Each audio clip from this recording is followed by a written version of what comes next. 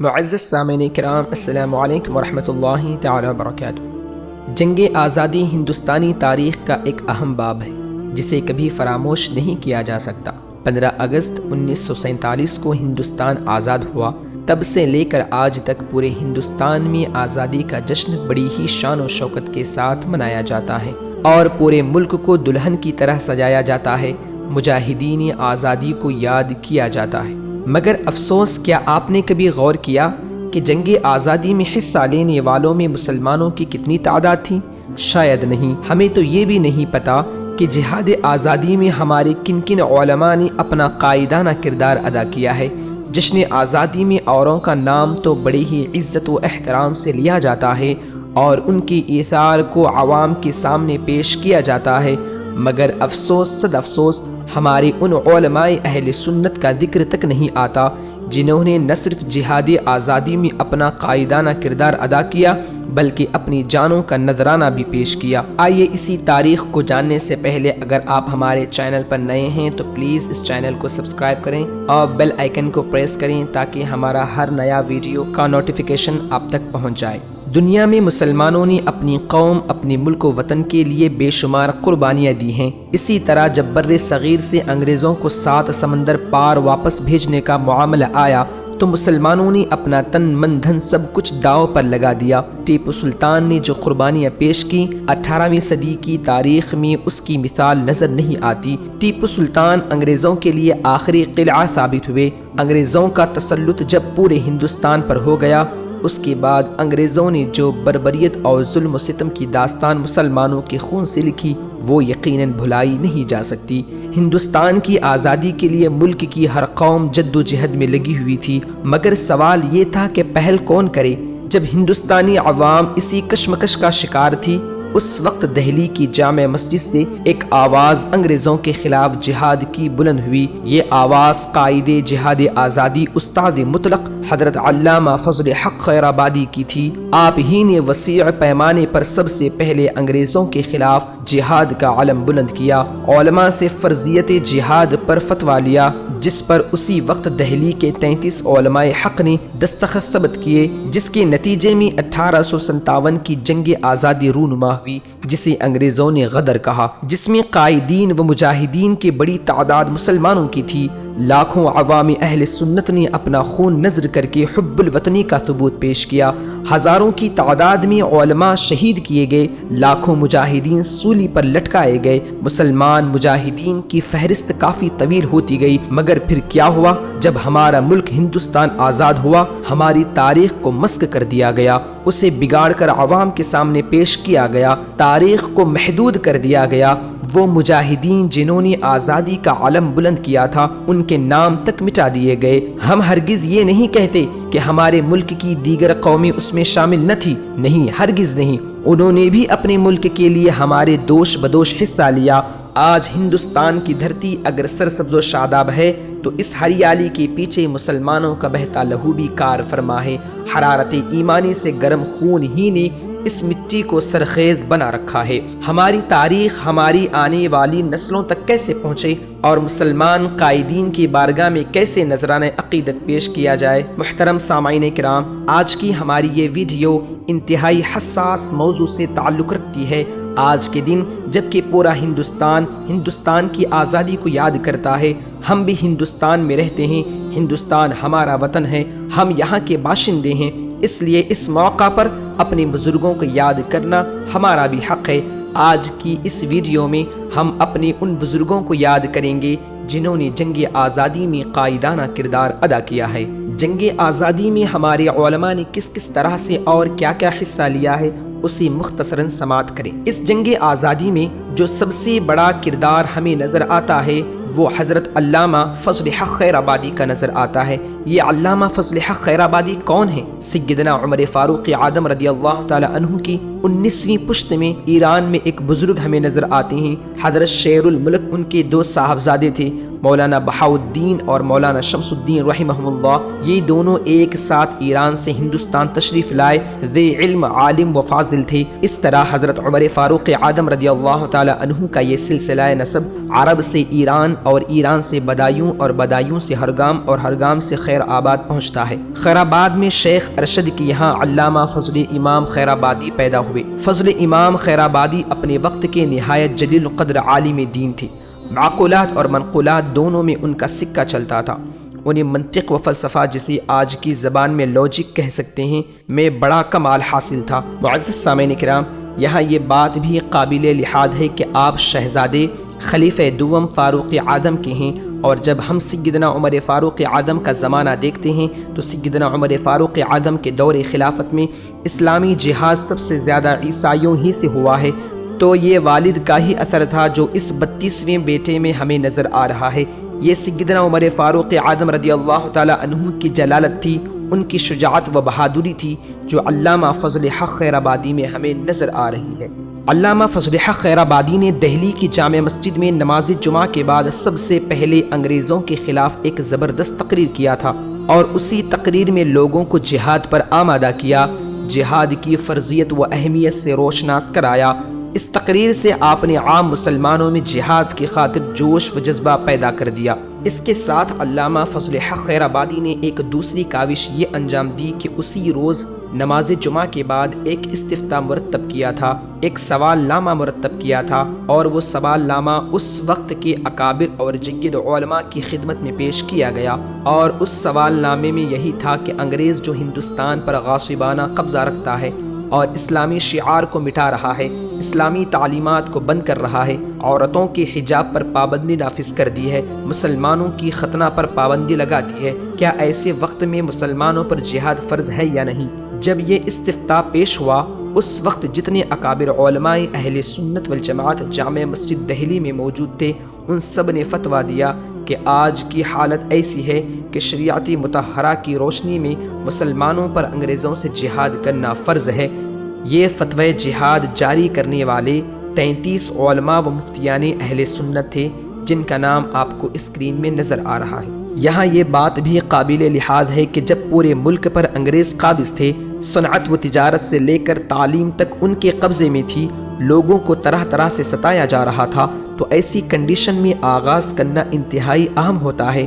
چاہ تو ہر کوئی رہا تھا، ہر کسی کی چاہت یہی تھی کہ انگریزوں کو 7 سمندر پار واپس بھیج دیا جائے، ان سے اپنے ملک کو آزاد کرا لیا جائے، لیکن معاملہ یہ تھا شروعات کون کرے؟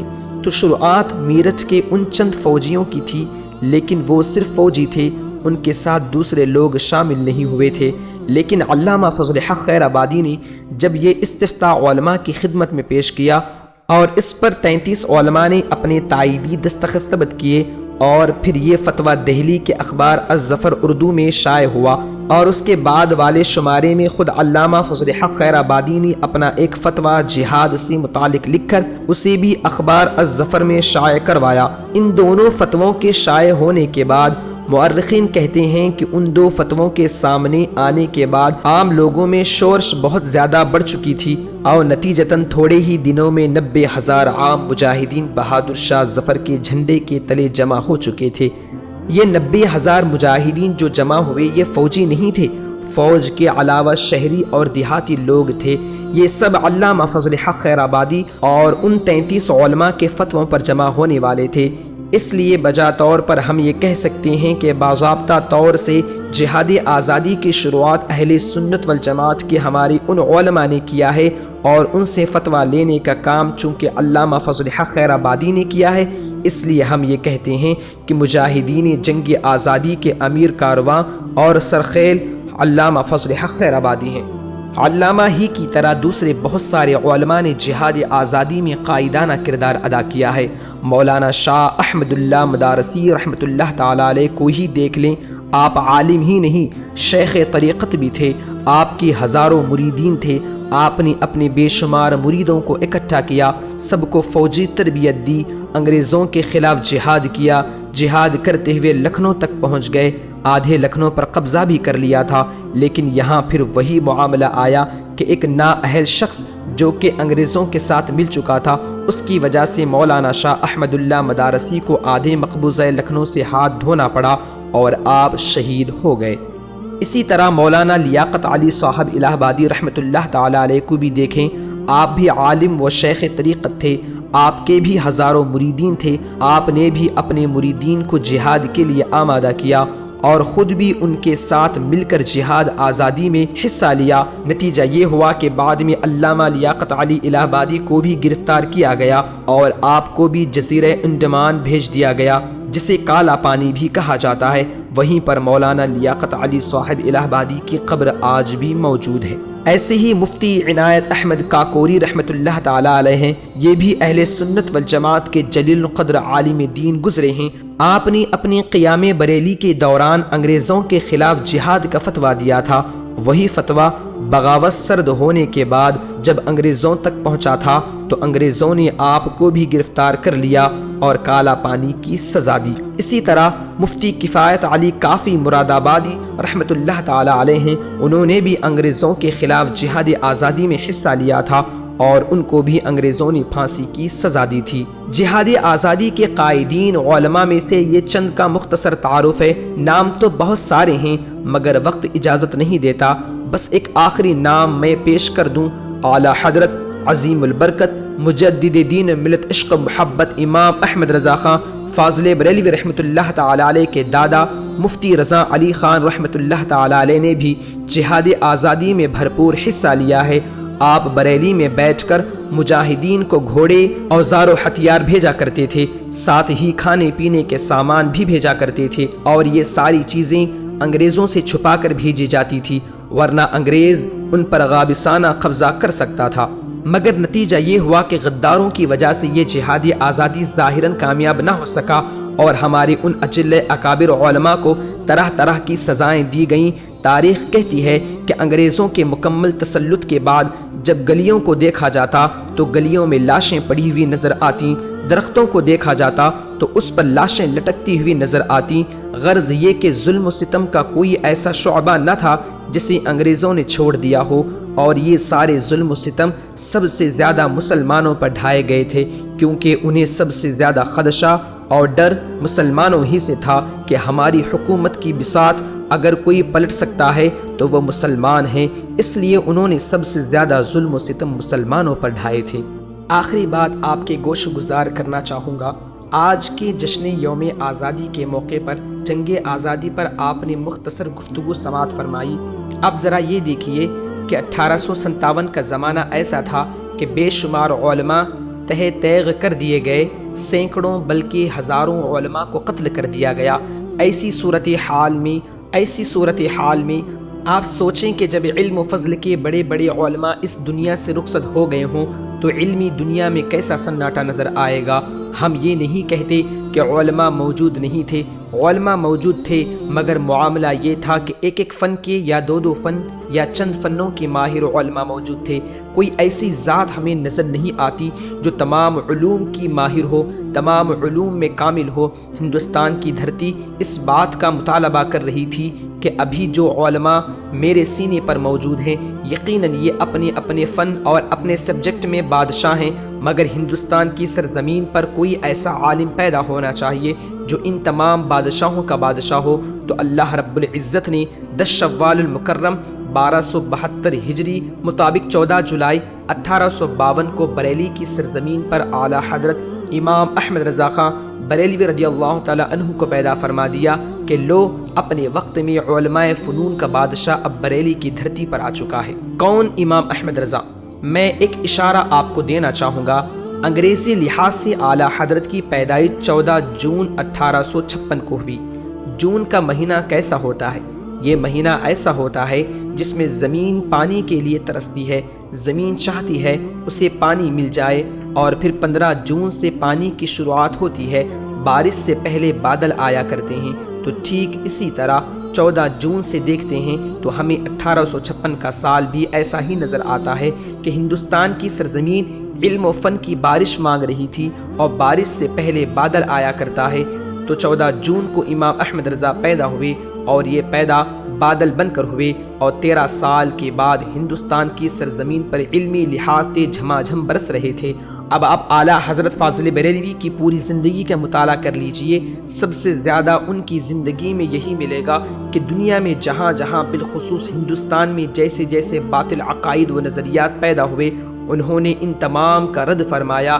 اس لحاظ سے بھی علامہ فضل حق خیر آبادی اور امام احمد رضا میں مماثلت نظر آتی ہے۔ مولا کریم ان تمام کے فیوز و برکات سے ہم سب کو مستفیض و مالا مال فرمائے۔ میں اپنی گفتگو کو مجاہدی آزادی حضرت علامہ مفتی کفایت علی کافی مراد آبادی کے اس کلام پر ختم کرتا ہوں کہ جب انگریزوں نے آپ کو پھانسی کے تختے پر چڑھانے کے بعد پوچھا تھا، کفایت علی کوئی خواہش ہو تو پوری کر دی جائے؟ فرمایا ہاں ایک خواہش ہے۔ پوچھا گیا کیا خواہش ہے؟